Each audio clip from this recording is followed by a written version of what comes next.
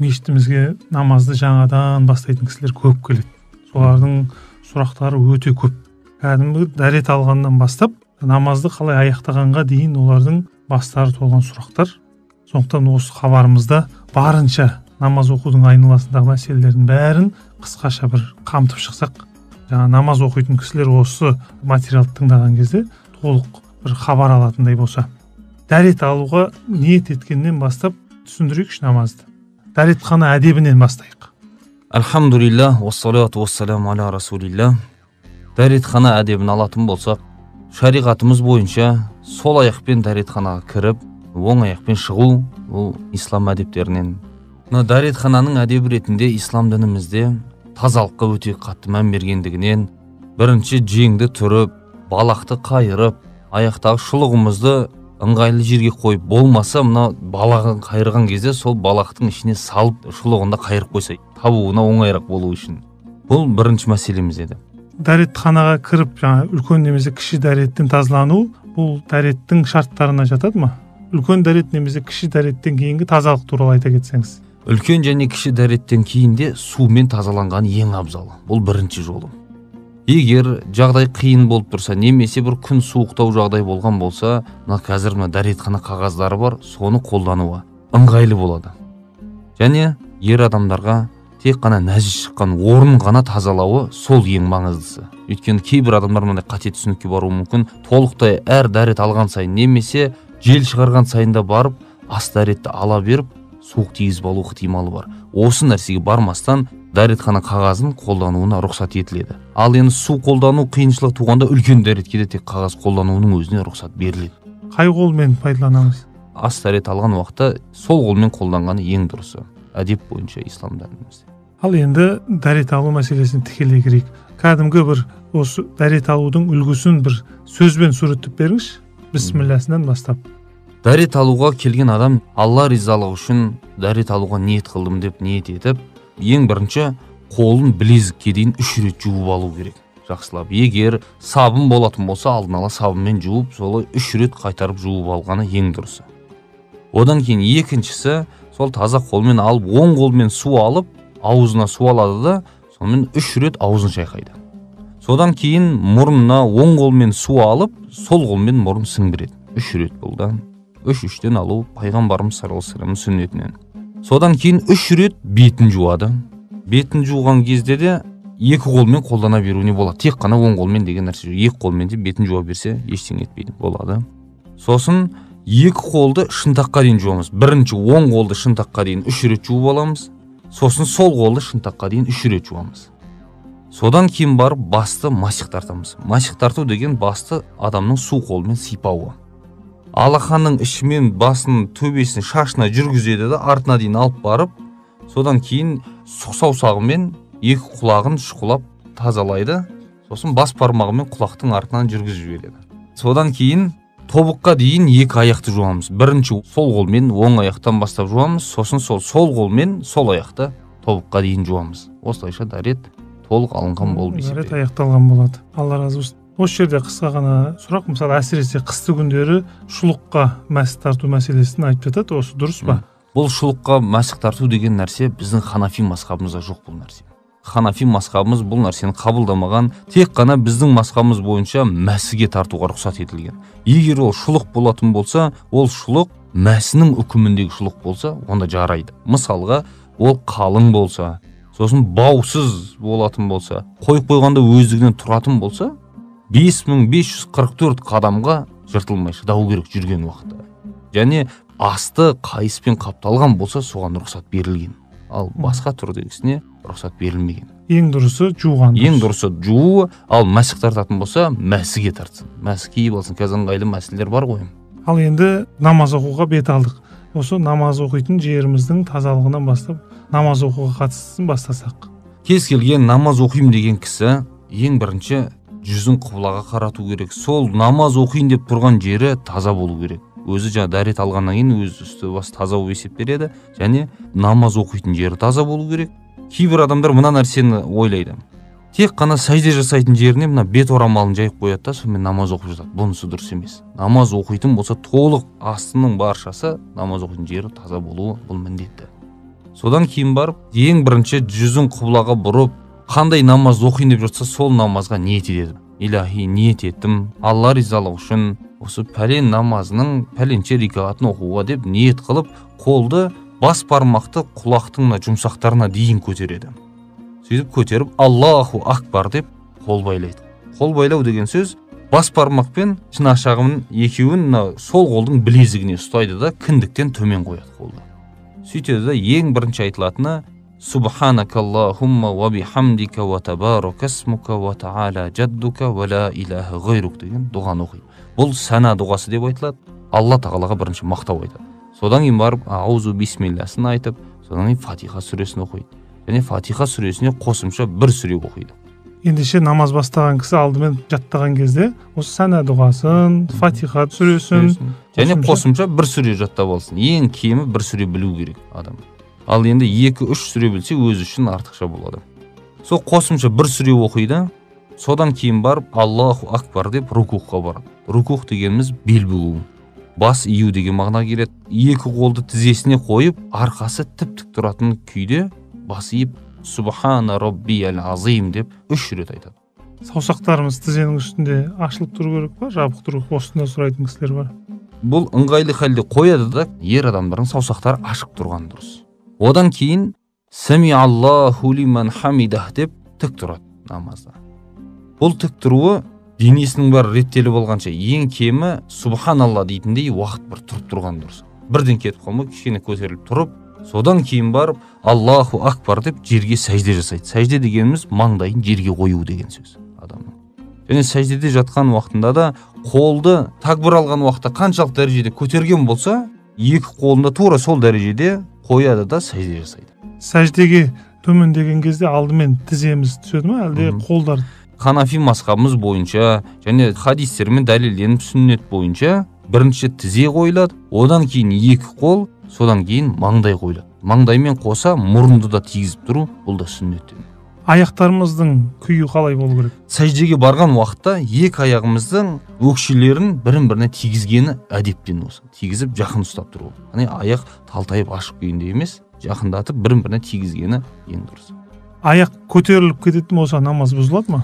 Аяқ көтеріліп кеткен жағдайда қайтадан түсірсе, басын көтерместен ештеңе етпейді. Бірақ көтерілген күйде түсірмей тұрған болса, оның намазы бұзылады. Пайғамбарымыз саллаллаху алейхи вассалам 7 мүшемен сәжде жасауға әмір етілдім деген, онда екі аяқтың ұшы, екі тізе, екі қол, сосын маңдай деп айтқан. Осы 7 мүшемен сәжде жасалады.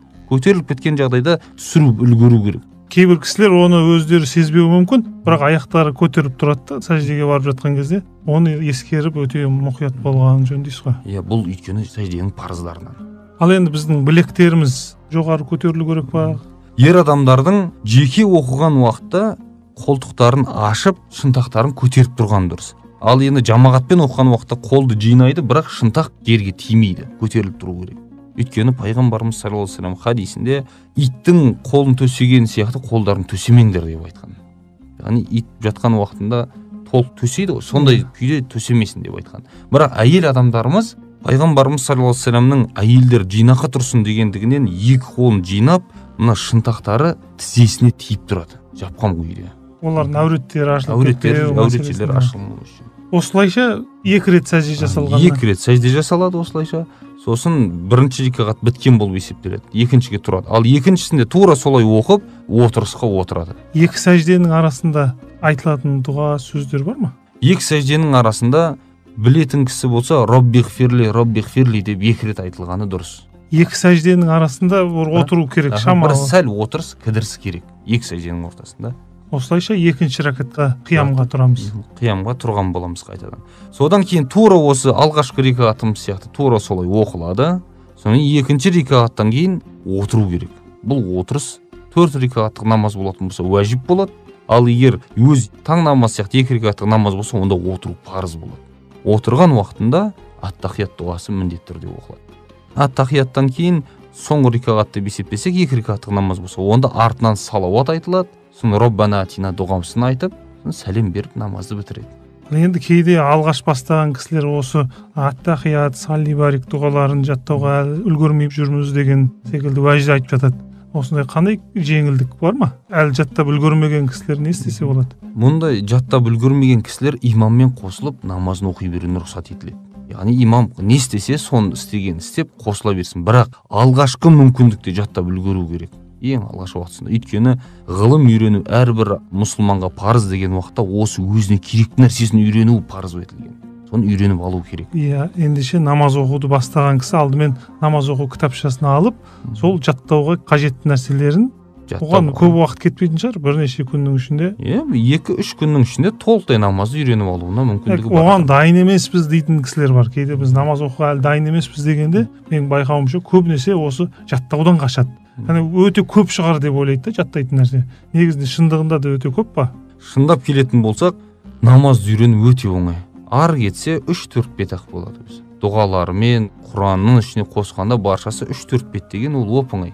Қытайдың тілін, ағылшынның тілін үйреніп жатқан адамдарға 3-4 беттен үйреніп ол деген не? Соны қайталап оқи береді. Бүкіл намаз бір намаз секілді қайталанып оқыла береді. Енді көпшілік кейде түсінбейтін мәселе осы ракат сандары.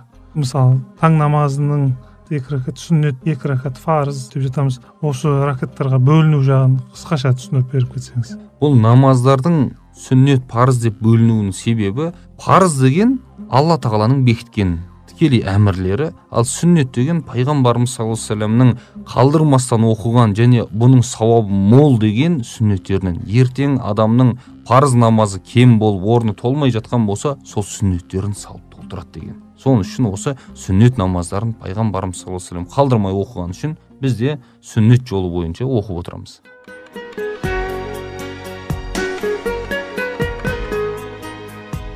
Жүректің көзі ашылса, хақтықтың сөр сәулесі, іштегі кірді қашырса, адамның хикмет кеудесі. Абай Құнанбайұлы. Енді ракат сандарын айтып берсеңіз, 5 уақыт намаздың. 5 уақыт намаздың рикағат сандары: таң намазы 4 рикағат, соның 2 рикағаты сүннет, 2 рикағаты парыз болып есептеледі. Песін намазы 10 рикағат.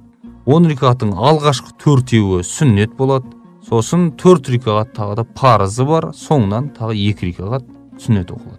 Ендеше ниет еткен адам осылай ниет етеді ғой, 2 ракат сүннетке ниет еттім, немесе 4 ракат парызға ниет еттім деп. Дәл осылай рикағат санын айтып ниет етеді. Сосын асыр намазымыз бар. Асыр намазымыз бекітілген 4 парыз. Осы 4 парызды оқып жатырмыз мешіттерде де. Бұның алдында бекітілмеген 4 сүннет бар. Бірақ бұл сүннет бекітілмегендігі үшін дәреті бар адамның да оқымай қалса, оған ешқандай күнәсі жоқ деген сөз. Пайғамбарымыз саллаллаху алейхи вассаламның өзі бұған рұқсат берген. Яғни дәреті бар бола тұрады, оқымаса сұрақ жауап болмайды бұған. Ал енді оқыса сауабын алады. Сосын шам намазымыз бар. Бұл ақшам намазымыз 5 рикағат болады. Алдыңғы 3 рикағат парыз, сосын соңынан 2 рикағат сүннет оқылады. Ниет еткенде бірінші 3 рикағат парызға деп ниет етеді, ал сүннетін оқыған кезде 2 рикағат сүннетке деп ниет етеді. Одан кейін құптан намазымыз бар. Түнгі ең соңғы намаз бұл. Халыққа оңай болсын деп, жалпы өтірді де осы намаздың ішіне кіргізіп жатырмыз, артынан қосып оқысын деп. Құптан намазымыз 9 рикағат болып есептеледі.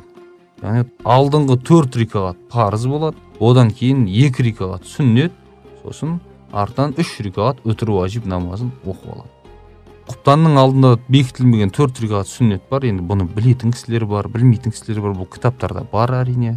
Оқыса бұған сауабын алады, оқымаса күнәсі жоқ. Бекітілмеген болды. Енді осы жерде бір сұрақ намаздың уақытына байланысты.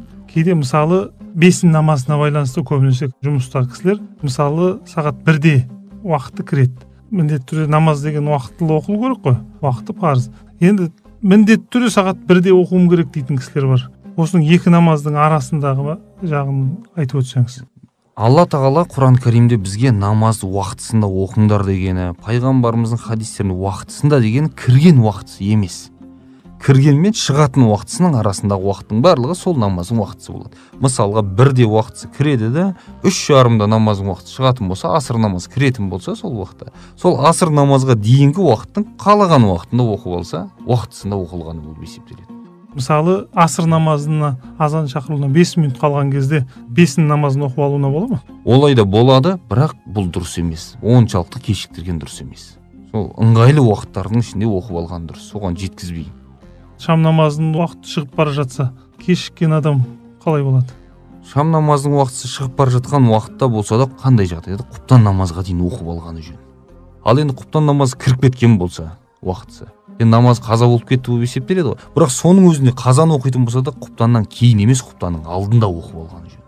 Шамды оқып алады, артынан құптанын оқиды. Ал егер жамағатқа келіп қалды, енді жамағат оқиын деп жатса мешітте, сол жамағатпен қосылатын болса, онда барып парызға қосылады да, одан кейін барып қазасын оқып алады намазды. Соның уақытысы деген құптанға дейінгі уақыт. 5 минут 10 минут қалған болса да оқып үлгеру керек.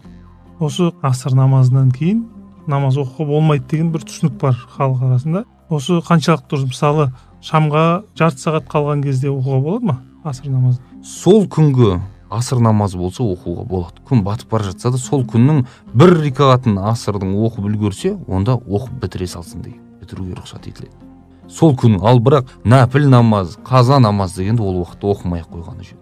Ендігі мәселе намазды мешітте оқу, жамағатпен оқудың артықшылығын айта кетсеңіз. Пайғамбарымыз саллаллаху алейхи вассаламның өзінің хадисінде салатул жамаати афдалу мин салатил фарди би 27 даража. Жамағатпен оқылған намаз жалғыз оқыған адамның намазынан 27 есе артық сауаптырақ деген. Енді өзімізде болсақ, егер бір тауықтың жұмыртқасын сатып жатқан болсақ та, үйден сатсаңыз 1 теңгеден болса, базарда 27 теңгеден болса, базарға алып барады ғой ақылды адам. Тура сол секілді жамағатпен оқу 27 есе артық сауапты болғандықтан мешітте оқуға талпыну керек. Бұл біздің ханафи мазхабымыз бойынша бекітілген сүннеттерден. Кімде-кім мүмкіндігі болса, азанды еститін жерде болатын болса, міндетті түрде мешітке келуі шарт деп айтқан. Келіп мешітте оқысын деп. Енді кейде осы намазда жамағаттан кешігіп қалатын кісілер бар. Мысалы, 5 намазына келген кісі жамағат парыз намазын оқып жатқан кезде келеді. 2 ракатын аяқтап қойған. Қалай қосылады? Келген кезде имаммен бірге жамағат қай уақытта қаншасыншы рикағат оқып жатқан болса, сол жерден қосылады. Қай халде болса да, сәжде жатқан болса, сәждедегі халіне барып, тек қана бірден келеді да, Аллаху акбар деп ниет қылып, такбир жасап, бірден қосылады. Имам қандай халде болса. Қол байлау шарт емес қой? Жоқ, қол байлау шарт емес. Бірден такбир алады да, содан кейін бірден қосыла береді. Сон қосылған уақытында 2 рикағат өтіп кеткен болса, бұл 3 пен 4-ті имаммен бірге оқиды да, қалғанын имам оң жаққа сәлем береді, сосын солға қарай сәлем берген уақытында орнынан тұрады да, үлгермеген рикағаттарын оқып алады. Мысалы, намаз жамағат оқып жатқан кезде жамағат бастап кетіпті ғой, мен күте тұрайын, кейін өзім оқимын деген. Бұл пікір дұрыс емес.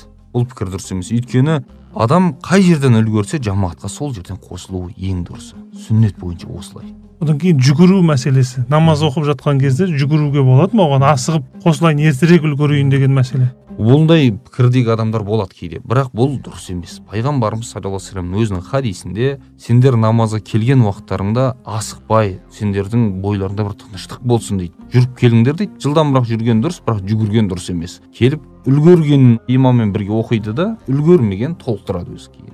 Бірақ жүгіру дұрыс емес. Кейбір адамдар жүгірген бойда келіп, ентігіп, ырсылдап тұрып, не оқып, не қойғанын өзі білмей қалады. Онысы дұрыс емес. Ал енді осы намазға ертерек келудің, алғашқы саптан орын алудың артықшылығы бар ма? Расында пайғамбарымыз саллаллаху алейхи вассаламның хадистеріндегі және Құранның аяттарындағы намазға асығыңдар деген сол ертерек келуі.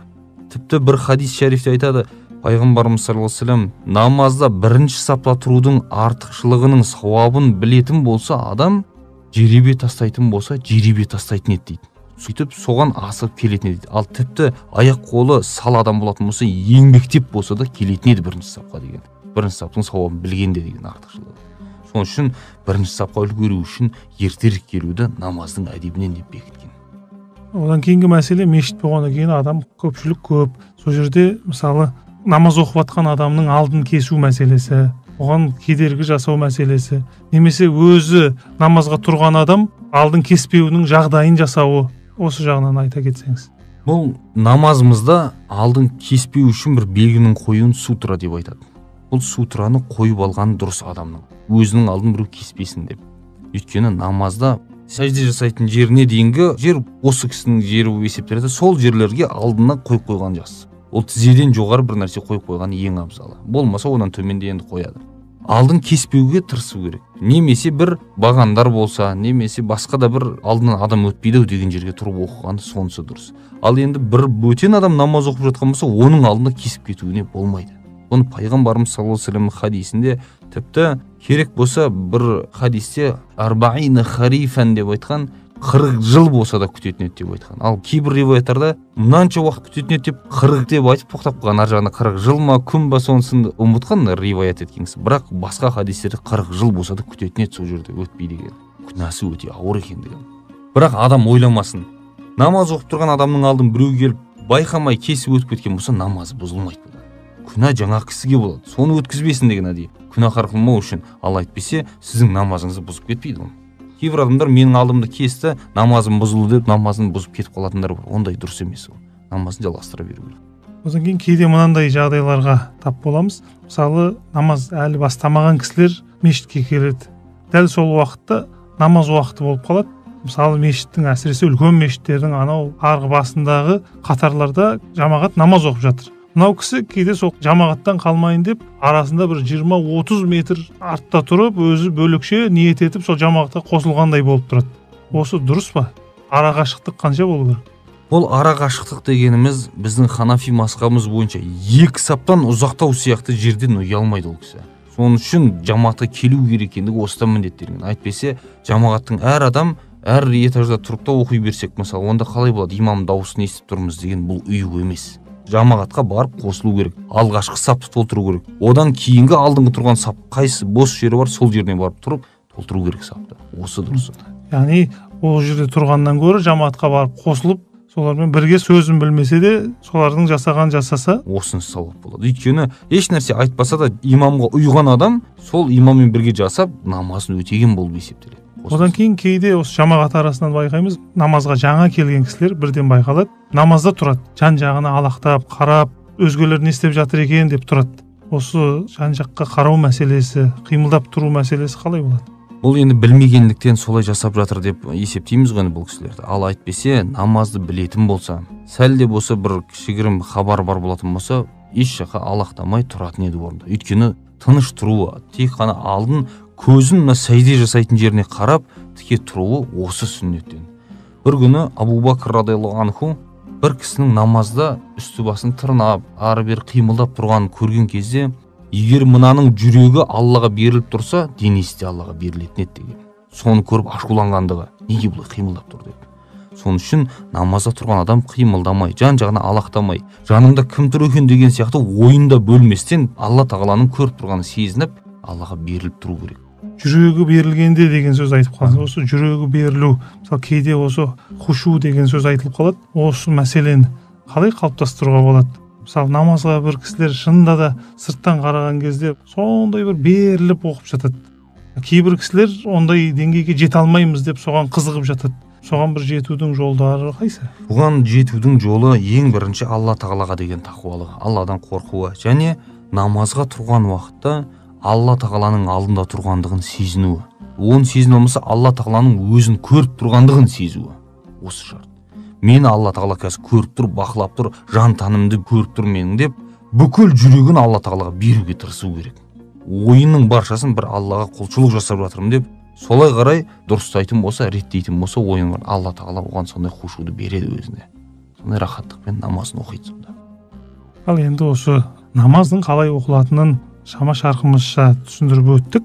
Енді кімдерге парыз екен бір қайталап шегелеп өтсеңіз. Намаз оқу кімге парыз? Намаз бірінші парыз болу үшін ақыл есі дұрыс болу керек адамның. Мұсылман адам болу керек. Одан кейін кәмелет жасына жеткен болу керек бұл адам. Сонда адамдарға намаз оқу парыз болады. Осындай адам. Ақыл есі дұрыс болса, кәмелетке жеткен болса, өзі мұсылман болса. Яғни 50-ге келуі, 60-ға келуі жасының ол шарт па? Жоқ, ондай емес. Бізде кейбір осындай бір қате түсінік орнауы мүмкін. Мен пенсияға шыққаннан кейін оқимын. Я болмаса бір уақытысы келгенде, Құдайдың қалаған күні оқимын деу мүмкін адамның. Түрлі себептер айтып. Бірақ қараңыз, шариғатымызда өзіңіз ақыл есіңіз дұрыс болса, мұсылманмын деп есептесеңіз, өзіңізді кәмелет жасына жетіп тұрған болсаңыз, сізге намаз оқу парыз. Алланың қалағаны, әмірі осы. Орында деп бізге беріп тұр. Ал енді біз пенсияға дейін деп жүргеніміз ол дұрыс емес. Бізде 63 жаста пенсияға шығатын болса адам, пайғамбарымыз саллаллаху алейхи вассалам 63 жасында дүниеден өткен, ол бәрін бекітіп беріп, қараңыз, қайтыс болған жыл. Біз сол жасты сонда күтіп жүре береді ме? Ол ондай емес. Ақыл есі дұрыс адамға намаз парыз болып тұр. Енді сұхбатымыздың соңында осы намазды үйрену мәселесі. қазір мынау көптеген қоғамда орнап жатқан діни ахуал жағдай көп халықты мешіттен, намаздан, иман, ислам деген ұғымнан шошындырып жатқанын байқалады. Көп адам бала шағасын мешітке жібергісі келмейді. Бармай-ақ қойшы, мешітіңе бармай-ақ қойшы, мешітке жоламашы деген пікірлер аз болса да естіліп қалады қоғамнан. Сондай кісілерге ол дұрыс емес екендігін қалай жеткізесіз? Бұл біздің бала шағаларымыздың, жастарымыздың осындай қате ағымдардың, бір секталардың жетегінде кетуінің себебі мешітке келмеулері негізі. Ата-анасы былай деп ойлайды: баламды мешітке жіберсем жаңағыдай бір ағымға еріп кетуі мүмкін деп, ағымның жетегінде кетіп қалуы мүмкін деп қорқады, жібермейді. Бірақ бала мектепке барады, университетке барады, сыртта сөйлесіп, сырттан қайта еріп кетеді. Ал егер шынайы мына дәстүрлі дінімізді, ата-бабамыздан келе жатқан дінімізді үйренсін деп имамға келіп тапсыратын болса, ол бала еріп кете ме бір жаққа? Ермейтін еді ғой. Соны нақты тапсыру керек, имамға барып, мына баламды оқытып беріңдер менің, дұрысын үйренсін деп имамға алып келіп тапсырса, ол бала ешқашан бір ағымның жетегінде кетпейді. Ғазиз Нұртайұлы, Алла разы болсын дейміз. Уақытыңызды бөліп, осы халқымызға 5 парызымыздың бірегейі намаз туралы көп кісілердің көкейінде жүрген сұрақтарға жауап бергеніңізге, отбасыңызға береке, деніңізге саулық тілейміз. Құрметті тыңдарман бауырлар, аз ғана уақытты осы намазды жаңадан бастаған кісілерге арнаған болдық. Әрине осы Ғазиз бауырымыз айтқандай, бұл мешіттер 12 ғасыр бойы ата-әжелеріміз ұстанып келген дәстүрлі дінді жалғастыратын бірден бір орын. Баламыз осы мешіттің имамдарынан келіп намазын үйренсе, ғибадат құлшылығын үйренетін болса, еш уақытта қателеспейді.